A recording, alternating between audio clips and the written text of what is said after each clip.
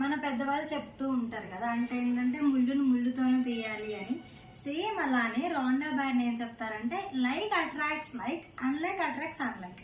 అంటే ఏంటి, సపోజ్ మనకు ఒక గుడ్ థాట్ అనేది వచ్చింది అనుకోండి, దాని తర్వాత ఏమవుతుంది, అదే పనిగా మనకి చాలా నెంబర్ ఆఫ్ గుడ్ థాట్స్ అనేది మన బ్రెయిన్లో ఆటోమేటిక్గా వచ్చేస్తాయి. సేమ్ అలానే ఒక బ్యాడ్ థాట్ అనేది మన వచ్చింది బ్రెయిన్లో, అంటే మనం ఒక విషయానికి కానీ ఏదో సంథింగ్ జరిగింది, దానికి మనం బాధపడ్డాం, దాని తర్వాత ఏమవుతుంది చెప్పండి, ఆ ఒక్క బాధపడిన విషయం జరిగితే ఆటోమేటిక్గా చాలా విషయాలు వచ్చేస్తాయి.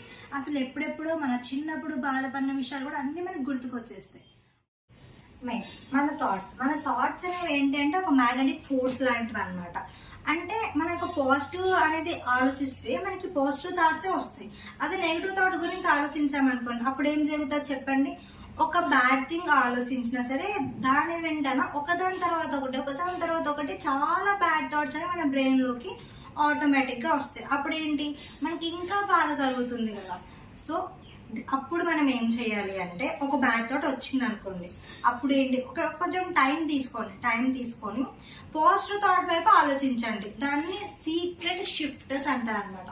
సీక్రెట్ షిఫ్టర్స్ అంటే ఏంటి అంటే, మనకు నచ్చినవి, అంటే మనకి నచ్చిన మ్యూజిక్ అవ్వచ్చు, మనకు నచ్చిన పెట్స్ అవ్వచ్చు, మనకు నచ్చిన మనుషులు అవ్వచ్చు, వీటన్నిటిని కూడా సీక్రెట్ షిఫ్టర్స్ అంటారు. సో దీనివల్ల మనకు నెగిటివ్ థాట్ నుంచి పాజిటివ్ థాట్ వైపు ఆలోచించడం మొదలు పెడుతుంది. అప్పుడు ఏం జరుగుతుందో చెప్పండి, మనం హ్యాపీగా ఫీల్ అవుతాం. సో అప్పుడు మనకు నచ్చిన పనులు అవన్నీ చేయడం కానీ అవన్నీ కూడా సాధ్యం అవుతుంది.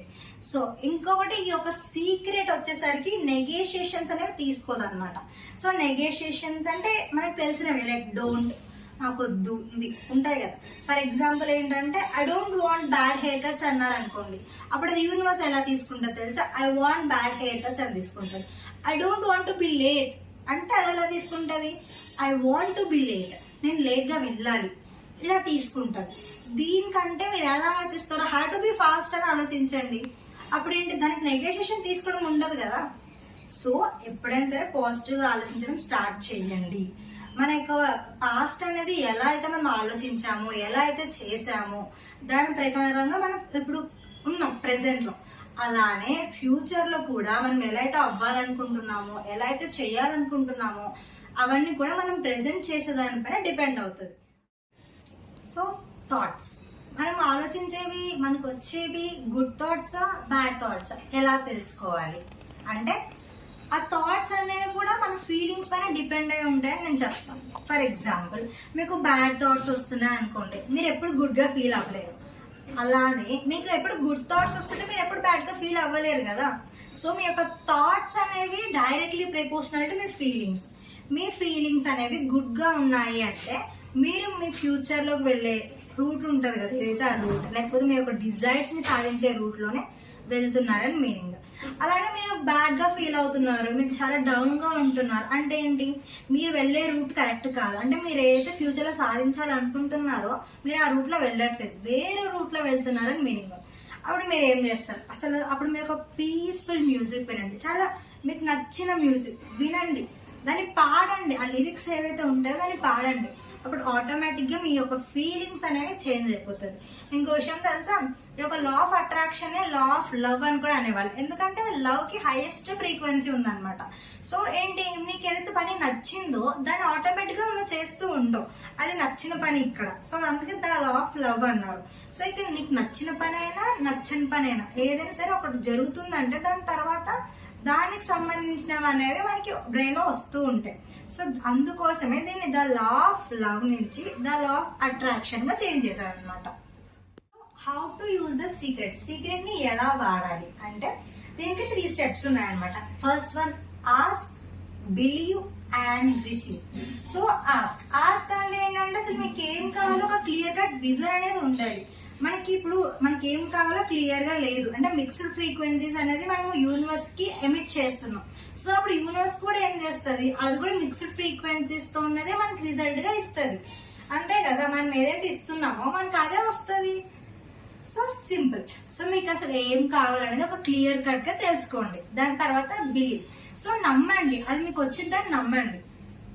దాని తర్వాత రిసీవ్ అంటే ఏంటి అంటే, మీరు ఒక ఇమేజ్ అనేది క్రియేట్ చేసుకోండి మీ బ్రెయిన్ లో. సో మోస్ట్లీ ఈ థింగ్స్ అనేవి మనం నైట్ పడుకునే ముందు చేస్తే బెస్ట్ అని చెప్తా. ఎందుకు అంటే మన బ్రెయిన్ అనేది సైంటిఫికల్ గా చెప్పాలి అంటే మన బ్రెయిన్ అనేది 24/7 ఆలోచిస్తూనే ఉంటది ఏదో ఒకటి. లైక్ మనం తింటున్న ఆలోచిస్తుంటది, మనం క్లాసెస్ వింటున్న ఆలోచిస్తుంటది. సో ఆల్వేస్ ఆలోచిస్తూనే ఉంటది. కానీ మనం పడుకున్నప్పుడు మాత్రం మన బ్రెయిన్ అనేది అప్పుడు కూడా ఆలోచిస్తుంది. కానీ మనం పడుకునే ముందు లాస్ట్ దేని గురించి అయితే ఆలోచిస్తాం చూసారా, దానిపైన మన బ్రెయిన్ అనేది ఆలోచిస్తుంది. సో మీరేంటి అది వచ్చేసరికి మనకు సబ్ కాన్షియస్ మైండ్ లో ఒక ఇమేజ్ అనేది క్రియేట్ చేస్తుంది. సో అదేంటి మీ బ్రెయిన్ లో ఫిక్స్ అయిపోయింది. సో ఎప్పుడైతే మళ్ళీ మీరు లేచారో, నిద్ర లేచిన తర్వాత మీ యొక్క డైలీ లైఫ్ లో దానిపైన వర్క్ చేయడం సాధిస్తారు, లైక్ స్టార్ట్ చేస్తారు. అప్పుడు ఆటోమేటిక్ గా మీకు ఏం కావాలో తెలుసు, మీ లైఫ్ లో ఏం చేయాలనుకుంటున్నారు ఏంటి మొత్తం క్లియర్ కట్ విజన్ ఉంది, మీకు అది వచ్చిద్దని నమ్ముతున్నారు.